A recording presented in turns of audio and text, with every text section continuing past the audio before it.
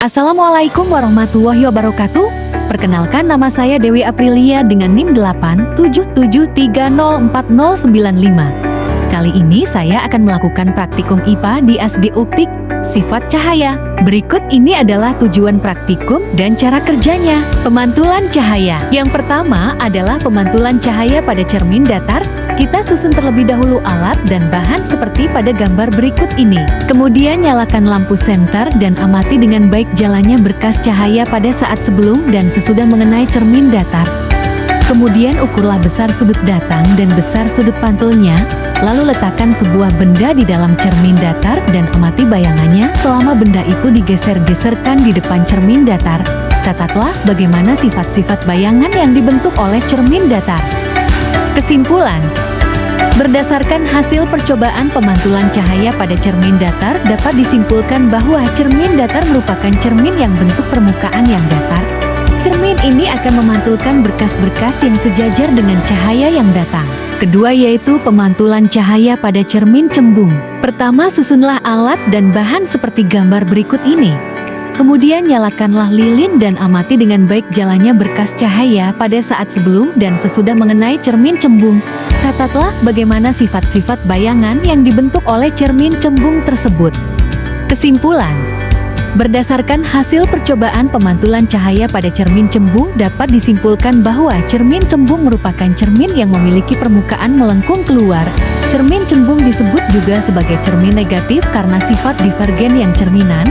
Artinya cermin cembung dapat menyebabkan sinar dan cahaya. Ketiga yaitu pemantulan cahaya pada cermin cekung. Pertama, susunlah alat dan bahan seperti gambar berikut ini. Kemudian nyalakan lilin dan amati dengan baik jalannya berkas cahaya pada saat sebelum dan sesudah mengenai cermin cekung. Catatlah bagaimana sifat-sifat bayangan yang dibentuk oleh cermin cekung tersebut. Aturlah jarak benda atau letak layar agar pada layar terbentuk bayangan yang jelas dan tajam. Selanjutnya, ukur jarak benda dan jarak bayangan. Jika benda di depan cermin cekung terus digeser menjauhi cermin, maka pada jarak tertentu bayangan akan menghilang, dan ukur jarak benda dari cermin cekung pada keadaan tersebut. Kesimpulan: berdasarkan hasil percobaan pemantulan cahaya pada cermin cekung, dapat disimpulkan bahwa cermin cekung adalah cermin yang memiliki bentuk melengkung ke arah dalam. Cermin cekung ini tidak menghasilkan bayangan yang sejajar. Proses pemantulan cahayanya pun terjadi pada saat cahaya yang dipantulkan mendekati titik fokus cermin. Praktikum kedua yaitu pembiasan cahaya. Pada prosedur percobaan, kita susun lampu senter, celah dan gelas yang berisi air seperti gambar berikut ini.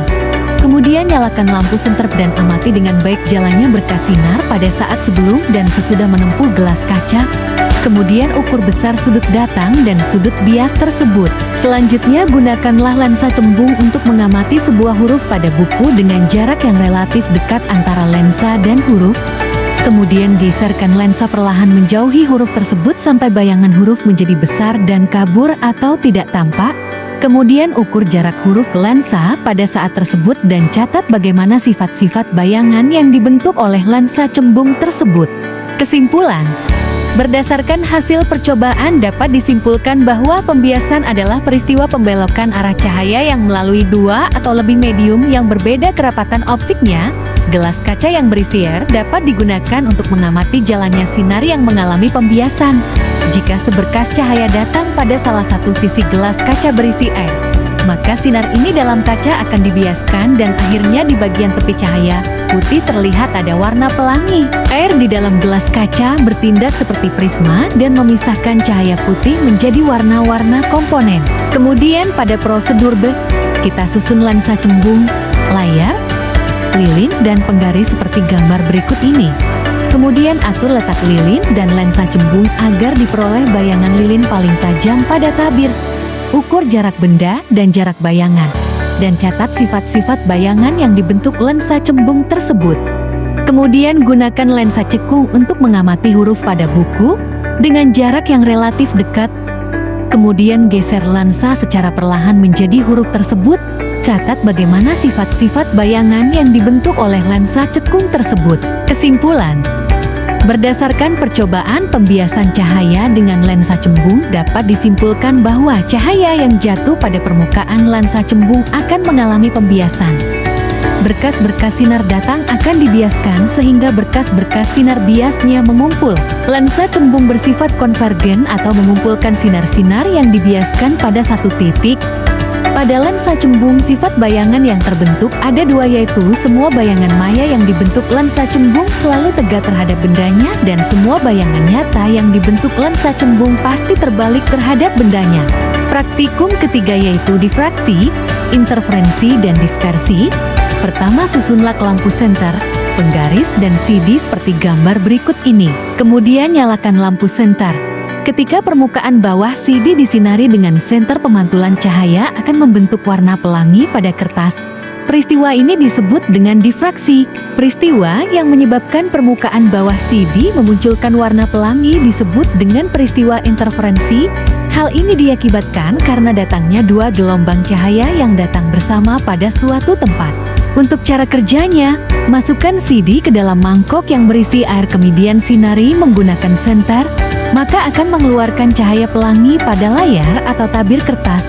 Peristiwa ini disebut dengan dispersi, akibat terurainya cahaya putih yang melewati prisma menjadi spektrum warna akibat perbedaan indeks bias masing-masing warna cahaya. Kesimpulan: berdasarkan hasil percobaan dapat disimpulkan bahwa difraksi adalah peristiwa penentuan gelombang cahaya ketika melewati suatu celah sempit sehingga gelombang cahaya tampak melebar pada tepi celah.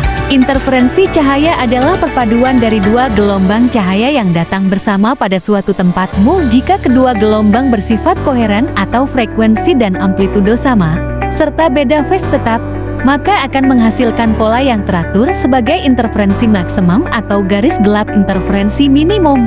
Dispersi adalah peristiwa terurainya cahaya putih yang melewati sebuah prisma menjadi spektrum warna akibat perbedaan bias masing-masing warna. Terima kasih. Wassalamualaikum warahmatullahi wabarakatuh.